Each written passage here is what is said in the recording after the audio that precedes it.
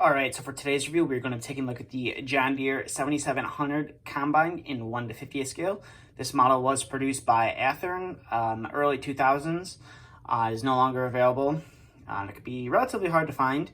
It came out in two different variations. It came out with the one you see here, which is with the corn harvesting head, but they also did one with a bean harvesting head on it as well. So without further ado, let's get straight into the review here. So starting off with here, you can see you got some steps that lead up to your operator's compartment or the operator's cabin. There's no handrails on there, so the steps just are just modeled, and there's only the bottom one's the only one that's cut out. All the rest are not.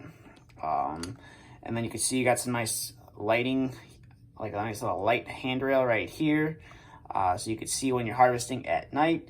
And then you do have a mirror that is modeled very nicely right here. It is plastic, so you don't want to break that off. And then your operator's compartment, it's very simple. You got some controls. I'm not sure how well you can see that, but you do have some controls kind of on the back. You have a steering wheel and a seat. It's really about all that's modeled in there. And you do have some nice diamond plate texturing up here as well.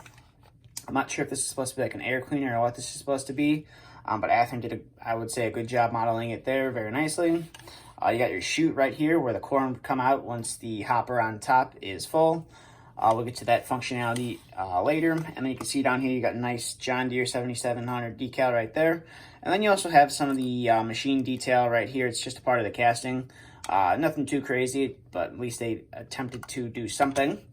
And then coming to the back of the Combine, you can see a nice John Deere decal right there. You got your little warning triangle right there.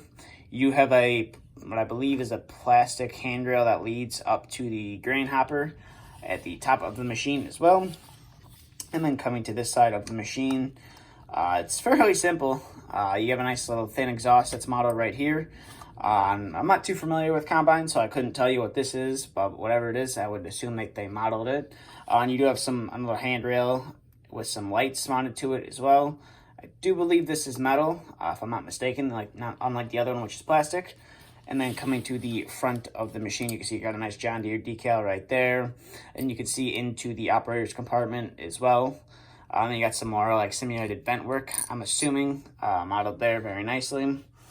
But the functionality of this model, it only does a couple things. It obviously rolls back and forth. The harvesting head moves up and down.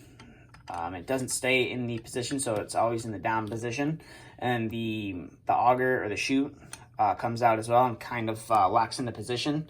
It's not able to load any trucks that I have. This would have to be like a really low-sided truck. This would have to load.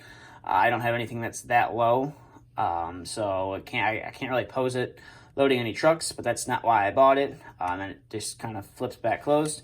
And then up on top of the model, you can see you got some air conditioners modeled on top of the cab.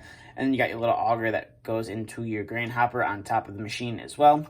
Now, the one thing I didn't realize when I bought this model is that the blade will actually come off. All you got to do on the bottom is take that little screw out right there.